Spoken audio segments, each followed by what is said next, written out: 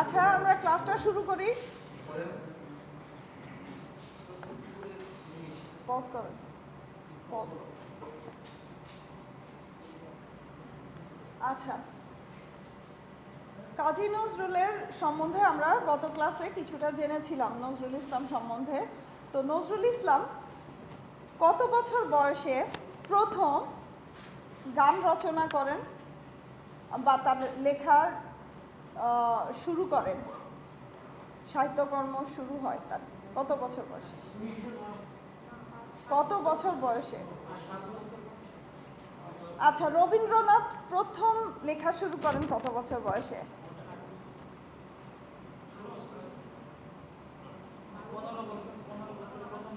রবীন্দ্রনাথ ঠাকুর মাত্র 8 বছর বয়সে প্রথম একটা কবিতা লিখেন।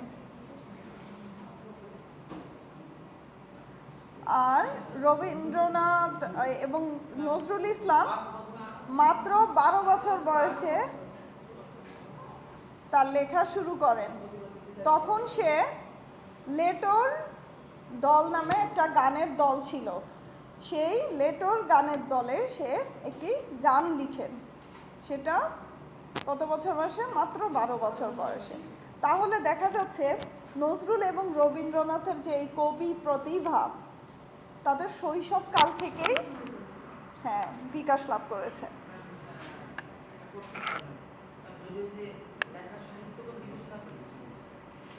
আমার কাছে মনে হয় রবীন্দ্রনাথের লেখা থেকে নজরুলের লেখা বেশি শক্তিশালী বলতে না, ছন্দময়তা বেশি থাকে।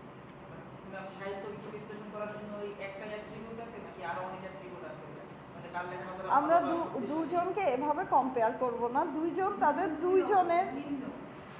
দুইজনের অবস্থান থেকে দুইজনই সর্বশ্রেষ্ঠ, ঠিক আছে? আমরা এভাবে কম্পেয়ার করতে পারি না কে শ্রেষ্ঠ বা কে কার থেকে। হ্যাঁ, নজরুলের লেখার মধ্যে একটা আলাদা ভাব ছিল এবং রবীন্দ্রনাথের লেখার মধ্যে আরেক ধরনের জনপ্রিয়তা আমরা দেখতে পাই, ভিন্নতা আমরা লক্ষ্য করি। নজরুল মূলত বিদ্রোহী কবি হিসাবে বিবেচিত। তার লেখার মধ্যে বিদ্রোহ বেশি প্রকাশ পেয়েছে। তৎকালীন সমাজ ব্যবস্থার উপর সে ক্ষিপ্ত হয়েই হোক বা সচেতনভাবেই হোক, সে তার মতামত প্রকাশ করেছিল সাহসিকতার সাথে। গত ক্লাসে আমি বলেছিলাম নজরুল ইসলাম লিখিত নিষিদ্ধ 5টি গ্রন্থের নাম মনে আছে?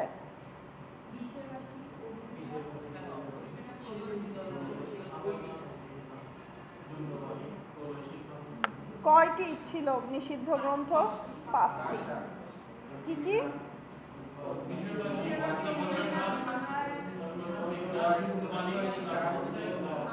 ভাঙার গান।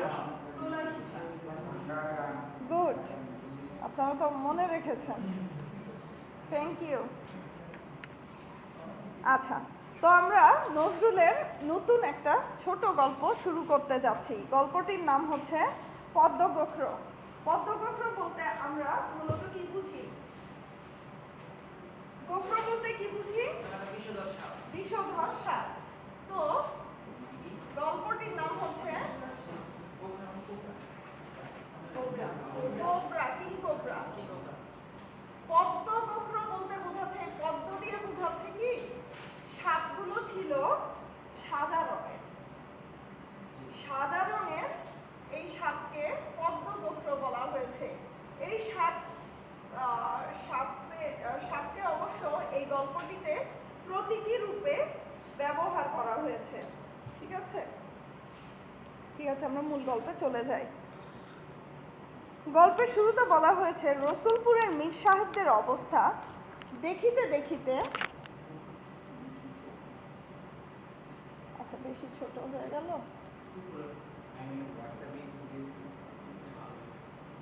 এটা দেয়া হয় নাই। আচ্ছা, আমি পোর্টালে দিয়ে দিব বা হোয়াটসঅ্যাপেও দিয়ে দিব। আমি হোয়াটসঅ্যাপেও দিয়ে দিব, আপনারা পোর্টাল চেক করবেন সব সময়। কোথায় গেল?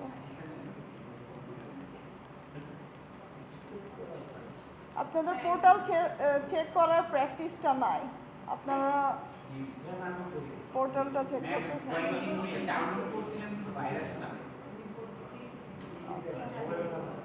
আচ্ছা, গল্পটা দেখি।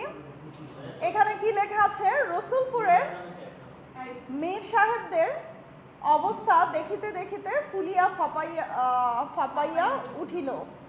লোকে কানাঘুষা করিতে লাগিল, তাহারা জিনের বা যক্ষের ধন পাইয়াছে, নতুবা এই 2 বছরের মধ্যে আলাদিনের প্রদীপ ব্যতীত কেহ এরূপ বৃত্ত সঞ্চয় করিতে পারে না। এখানে কি বলেছে যে রসুলপুরে মীর সাহেবদেরকে হঠাৎ করে বড়লোক হতে দেখে গ্রামের এলাকাবাসী মনে করলো হয়তো এরা জিন বা কোনো একটা গুপ্তধন পেয়েছে, না হলে এত দ্রুত তাদের দরিদ্র অবস্থা থেকে অবস্থার পরিবর্তনটা মানে তাদের কাছে অবিশ্বাস্য মনে হচ্ছিল। 10 বছর পূর্বেও মীর সাহেবদের অবস্থা দেশের কোনো জমিদারের অপেক্ষা হীন ছিল না, সত্য, কিন্তু সে জমিদারির কয়েক বছরের মধ্যেই ছিল ঢেকি হলো তুল কাটতে কাটতে নির্মূল অবস্থায় আসিয়া ঠেকিয়াছিল। এ ব্যাপারটা কি? এখানে একটা উপমা ইউজ করেছে, ঢেকি হলো তুল কাটতে কাটতে নির্মূল। এখানে বলেছে যে 10 বছর আগে মীর সাহেবরা জমিদারদের মতোই বিত্তশালী ছিল, কিন্তু হঠাৎ করে কয়েক বছরের মধ্যে তাদের অবস্থা খারাপ হতে থাকে, অবনতি হতে থাকে। এই অবনতির ব্যাপারটা একটা ফ্রেজের সাথে ইউজ করেছে, ঢেকি হলো তুল কাটতে কাটতে নির্মূল। মানে অর্থ যতটা উপার্জন করেছে, অর্থ যতটুকু অর্জন করেছে তা ধীরে ধীরে নির্মূল হতে থাকলো। মুর্শিদাবাদের নবাবের সহিত টেক্কা দিয়া বিলাসিতা করিতে গিয়াই নাকি তাদের এই দুরবস্থার সূত্রপাত। মানে মুর্শিদাবাদে নবাব ছিল, তাকে কম্পিটিশন করতে গিয়ে তাদের এই দুরবস্থার সূত্রপাত। লোকে বলে তাহারা খড়মে পর্যন্ত সোনার ঘুঙুর লাগাইতেন। খড়ম বলতে কি বোঝায়? কি ধরনের? কাঠের এক ধরনের স্যান্ডেল পাওয়া যেত বা জুতা পাওয়া যেত, না বলতে গেলে স্যান্ডেলটাই। খড়ম আপনারা দেখেছেন?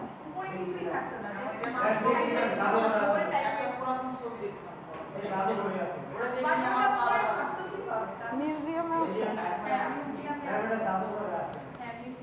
খড়ম। আগেকার মানুষ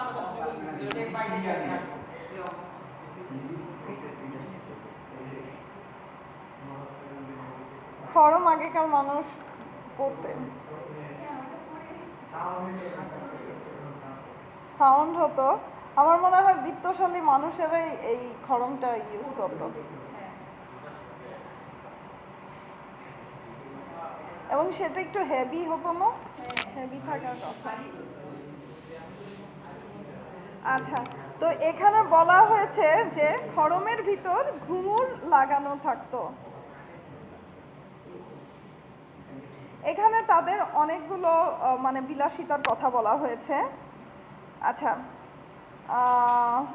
এখন আমরা দেখি যে মীর সাহেবকে এই গল্পটিতে 2টো পরিবারের কথা বলা হয়েছে। এক হচ্ছে মীর বংশ, 2টো বংশের কথা বলা হয়েছে, 2টো বংশের পরিবারের কথা বলা হয়েছে। একটা হচ্ছে মীর বংশ, আর একটা হচ্ছে সৈয়দ বংশ। এই সৈয়দ বংশ, মীর বংশের ছেলের সাথে সৈয়দ বংশের মেয়ে বিয়ে হয়, ঠিক আছে? বিয়ের পরে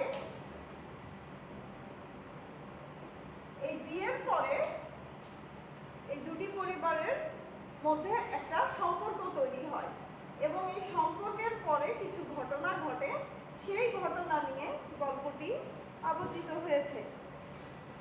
তো এখানে মীর বংশ ছেলের বংশের কথা বলা হয়েছে।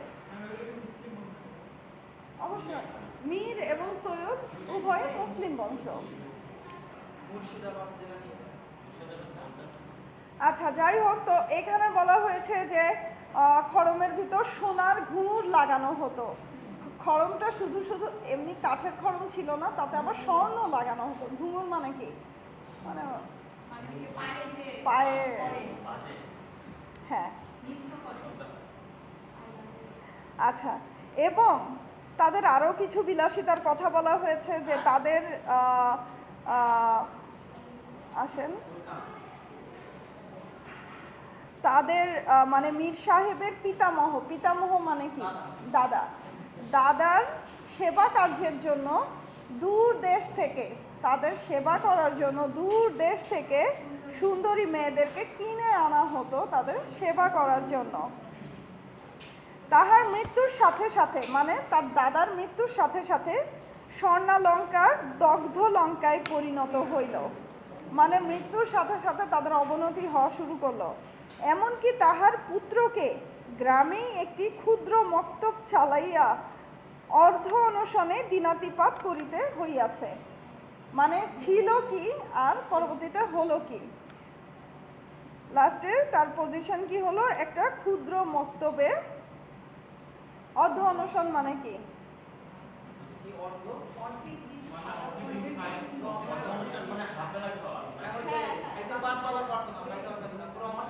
অর্ধ অনশন মানে অভুক্ত থাকা, অর্ধেক বেলা দিনের অর্ধভাগ অভুক্ত থাকা, না খেয়ে থাকা।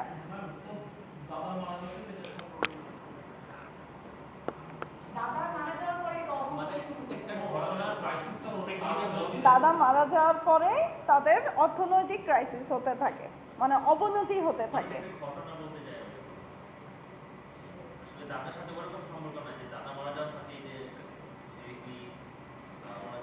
দাদা, হ্যাঁ, মারা যাওয়ার সাথে সাথে তাদের অর্থনৈতিক অবনতি ঘটতে থাকে। ঠিক আছে, একটা ফ্যামিলিতে, আপনারা হয়তো জানেন কিনা, একটা ফ্যামিলিতে যদি আর্ন করার মাত্র একজন ব্যক্তিই থাকে, উপার্জনক্ষম যদি একজন ব্যক্তি থাকে, তার মৃত্যুর সাথে সাথে সেই ফ্যামিলিটা একেবারে ধসে যায়, তাই না? তো সেরকম বুঝিয়েছে যে দাদার অনেক সম্পদ ছিল, তারা বিলাসিতাই এগুলো নষ্ট করেছে।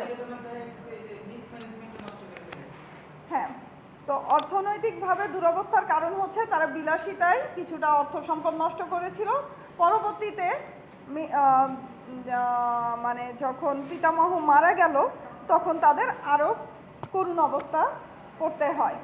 আচ্ছা, এরপরে যেটা বলেছে মক্তব চালাইয়া তাহার পুত্রকে, তার মানে মক্তব চালাইকে সেই পিতামহ, সেই দাদার পুত্র, এবং সেই পুত্রের সন্তান নিয়ে আমরা কথা বলবো। সেই পুত্রের সন্তান হচ্ছে আরিফ।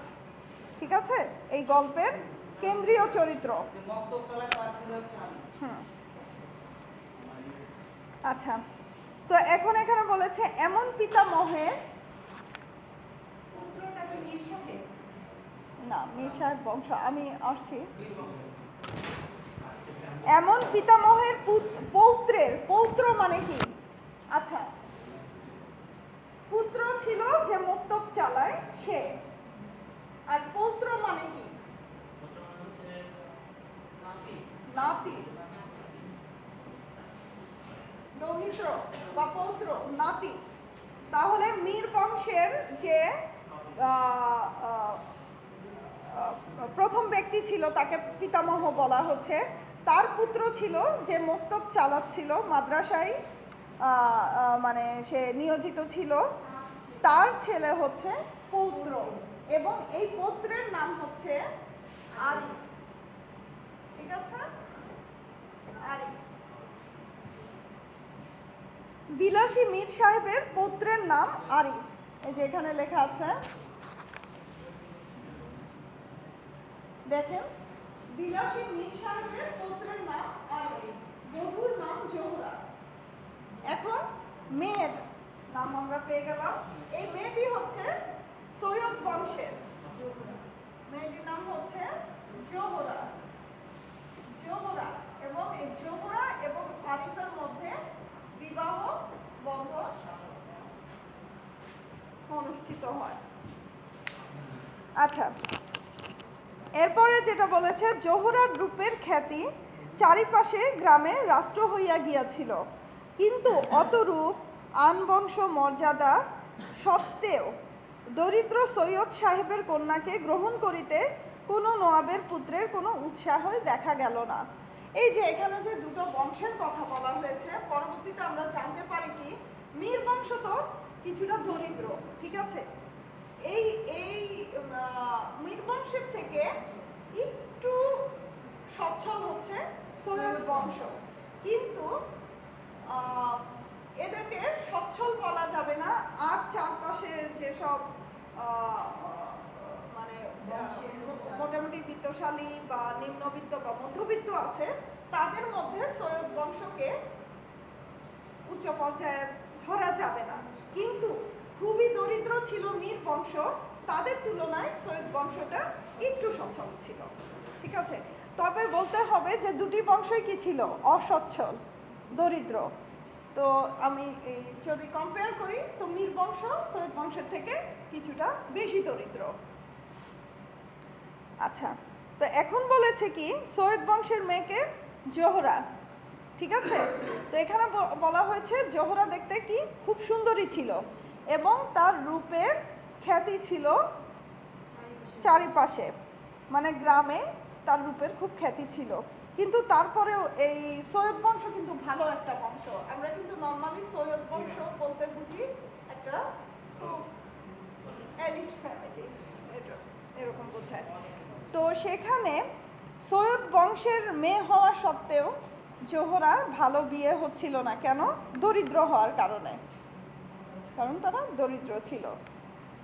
কোনো নওয়াব পুত্রের কোনো উৎসাহই দেখা গেল না, মানে দরিদ্র হওয়ার কারণে মেয়েটি বিয়ে হচ্ছিল না। ঠিক সে সময় কার সাথে বিয়ে হলো, তাদের থেকেও আরও দরিদ্র ফ্যামিলি মীর বংশের আরিফের সাথে বিয়ে হলো। মেয়ে গোজে বাধা থাকিয়া বুড়ি হইবে, মানে গ্রামে মেয়েদেরকে কি মনে করা হয় যে কম বয়সে বিয়ে না দিলে বুড়ি হয়ে যাবে, পরে আর বিয়ে হবে না।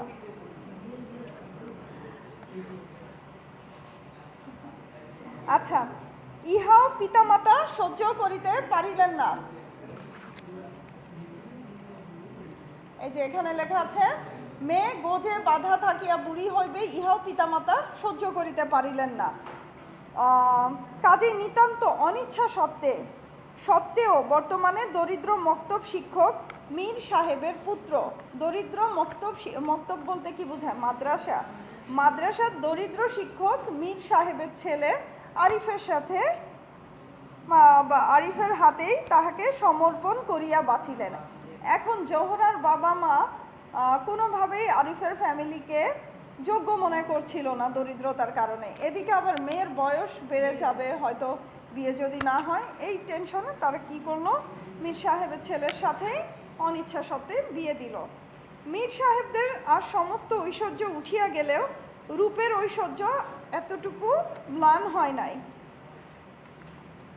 মানে তাদের জমিদারি চলে গিয়েছে, তাদের টাকা পয়সার অসচ্ছলতা এসেছে, কিন্তু এটা দিয়ে রূপের যে মানে ম্লান হয়নি। এটা দিয়ে কি বুঝাচ্ছে, মানে আরিফ দেখতে অনেক সুন্দর ছিল, মানে তাদের যে জমিদারি ভাব চেহারাতে প্রতিফলিত হয়েছে সেটা এতটুকু ম্লান হয়নি, ঠিক আছে। দারিদ্রতা আসলেও তাদের চেহারাতে দারিদ্রতার কোনো প্রকাশ ঘটে নাই, আভিজাত্যটা চলে যায়নি।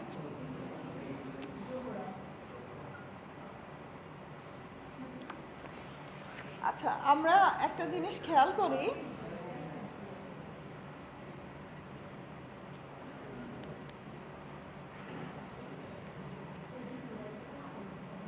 আচ্ছা এটা ইয়ে করা যাবে কি করে, ব্যাকে গেলে, ওকে আমরা সেকেন্ড পেজে চলে যাই।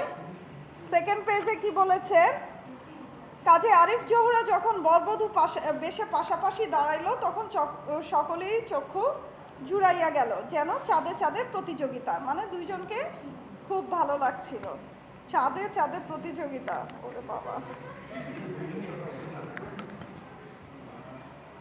আচ্ছা, পিতার মন খুঁতখুত করিলেও জোহরার মাতার মন জামাতা ও কন্যার আনন্দোজ্জ্বল মুখ দেখিয়া গভীর প্রশান্তিতে পুরিয়া উঠিল। এখানে জোহরার বাবা বেশি অসন্তুষ্ট